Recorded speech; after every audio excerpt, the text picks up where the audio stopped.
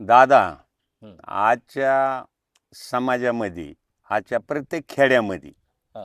प्रत्येक गावामध्ये, प्रत्येक वस्तीमध्ये, वाडीमध्ये ह्या ज्या समाजाच्या आता पहिली 84 पासनं 1984 पासनं मला चांगलं उली म्हणजे चांगलं कळायला लागलं. हां. म्हणजे तिथून पुढं काय जनरली काय विषय गावात काय चाललंय, कसं चाललंय हे सगळं कळायला लागलं. पण त्या टायमाला माझ्या स्वतःच्या गावात एक भैरवनाथ मंदिर म्हणून आम्ही माळादानी बांधलेलं होतं मंदिर. मंदिर. हं. आणि त्याला दरवाजा आतल्या आत देवाऱ्याच्या गाभाऱ्यापुरता होता. आणि तिथून पुढं मंदिराच्या पुढून 100 फुटाहून लोक फक्त 50 पाया पडायचे. 50 ते 25 माणसं, पाणी 1-2 माणसं घालायची. पर त्या टायमाला ज्या गावात विचार होता, विचाराची मांडणी तयार व्हायची, देवाणघेवाण व्हायचं, एकामेकाबद्दल आशा आदर्श होता. आणि आता सध्या म्हणजे 1984 पासून ते आता 2026 पर्यंत त्या काही मधल्या काळानंतर 84 साली माहिजळ गावात मी दुकानदारी करीत होतो. दुकानात, किराणा दुकानात 2 माणसं महाराज लोक आली की बाबा आम्हाला काय जे खाण्यापिण्याला मिळेल का. म्हणलं महाराज आता पाऊस येतोय, तुम्ही कुठले आहेत? तर ते म्हणले आम्ही मालेगाव तालुका, अंधार खुर्द गाव माझे, गाव मालेगाव तालुक्यात. तर बाबा त्या गावात आम्ही आलोच, आम्हाला पायी दिंडी. तर मी म्हणलं काय नाही महाराज, मी जेवण देतो तुम्हाला घरून आणून. जेवण दिलं. त्या टायमाला 84च्या साली अशी एक प्रथा होती, गावात 5-50 लोक वारकरी आली तर 2-2 भाकरी जमा करायच्या आणि त्या वारकऱ्यांना जीव घालायचं. असे 1-2 माणसं आपली प्रयत्न करून ते आणायचे. तर त्यात बी काही लोक म्हणजे भाकरी देणारे म्हणायचे की ह्यांच्याच घरी भाकरी नसत्या, म्हणजे ते बी व्हायचं कधी मधी. म्हणून बाबा 1.5 नाही 1च नाही. मग त्या टायमाला 1984 साली ही परिस्थिती पंढरपूरच्या वारकऱ्यांची होती. आणि आता 2026ला प्रत्येक गावात प्रत्येक घरात पंगत आहे किंवा आम्हाला दिंडी मिळेल का, आम्हाला दिंडी जेवाया घालू वाटन, म्हणजे बुवा घातलीच पाहिजे.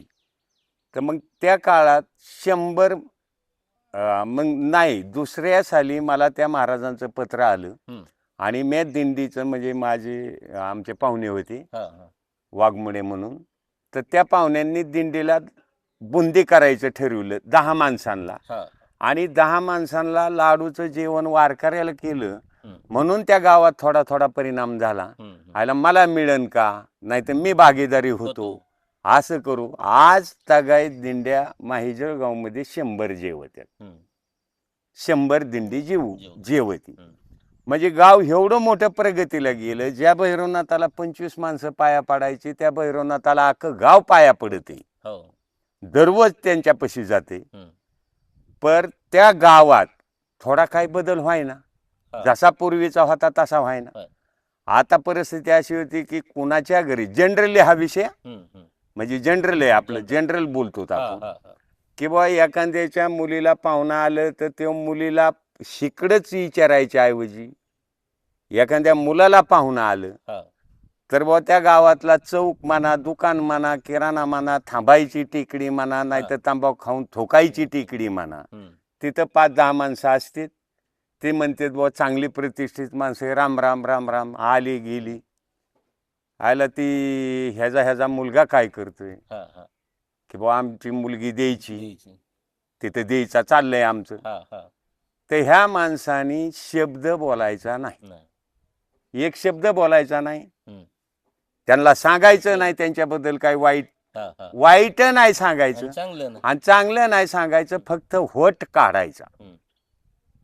किंवा तिथं पाहुणे येतेत, मग तिथं मुलगी द्यायला काय हरकत आहे का.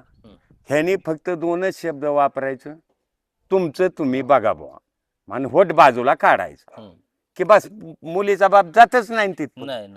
अरे हे चांगला माणूस म्हणतोय, त्यामुळं गावात सगळी बेकार मुलं बी फिरायला लागली आणि तिकाड्या मुली बी फिरायला लागल्या. म्हणजे कोणत्या जातीच्या मुली असू त्या सोयरीकी घडाया पाहिजे, हा निसर्गाचा नियम आहे. पण माणसं काय करतात की माणसाच्या खोनी खो. मग एवढा तुम्ही त्या जेवण्यात ह्याच्यात पंक्तीत वारकऱ्यात देवाच्या पूजेला जितका म्हणजे वेळ घालवितात तितकाच वेळ तिथून आल्यानंतर ईश्वराची सेवा करून तिथून आल्यानंतर चांगली बुद्धीने जर त्याचं काही झालं तर एक बी मुलगा खेड्यांनी राहणार नाही लग्नाचा. बरोबर, ही वस्तुस्थिती आहे आता. कारण एक बी मुलगा फिरणार नाही. आता मुलगा फिरणार नाही म्हणजे मुलगा नाही फिरला, लग्न जितली तिथं झाली तर गुन्हेगारीला आळा बस, नाही तर गुन्हेगारी वाढती. त्याला म्हणते तुझं लग्नच व्हायचं नाही, ते प्रयत्न करते, ते दुसऱ्यांच्या घरावर काय दगड हाणते. म्हणजे ही जी समाजात झाली ही काय डिपार्टमेंटने सरकारने काय आवरायजोगती गोष्ट नाही. ह्याला जेव्हा समाज बदलन, जेव्हा समाजाच्या लोकांचा विचार होईल तेव्हाच ह्याच्यात बदल होऊ शकतो, नाही तर बदल होत नाही. का होणार नाही?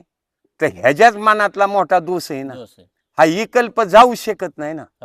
मग तुझ्या मनातला दोष आहे तर असं नाही. आता प्रत्येक गोष्टीची जयंती साजरी करते. बरं, जयंती साजरी करायची म्हणजे शिवाजी महाराजांची जयंती साजरी करायची. बा शिवाजी महाराजांचा विचार काय होतं? सगळ्यांना घेऊन जायचं होतं का? सगळ्यांना घेऊनच ते गेले का नाही? मग काही लोक धर्मांतर झाल्यानंतर शिवाजी महाराजांनी धर्मात घेतली का नाही? का नाही घेतली? मग सगळ्या गोष्टी महाराजांनी केल्या. पुण्यश्लोक आयल्या होळकरांनी केल्या, अण्णाभाऊ साठेंनी केल्या, सगळ्यात थोर पुरुषांनी ह्या गोष्टी केल्या. मग त्या गोष्टीकडे तुम्ही जयंती करता म्हणजे तिथंच विचार बदला ना की बा ह्या असं झालं नाही पाहिजे.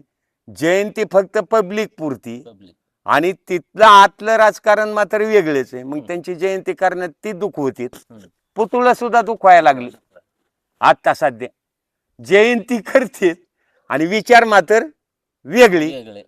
आणि मग ती जयंती नाही ना, त्यांच्या विचाराने गेलं पाहिजे, त्यांच्या विचाराचा ही केलं पाहिजे.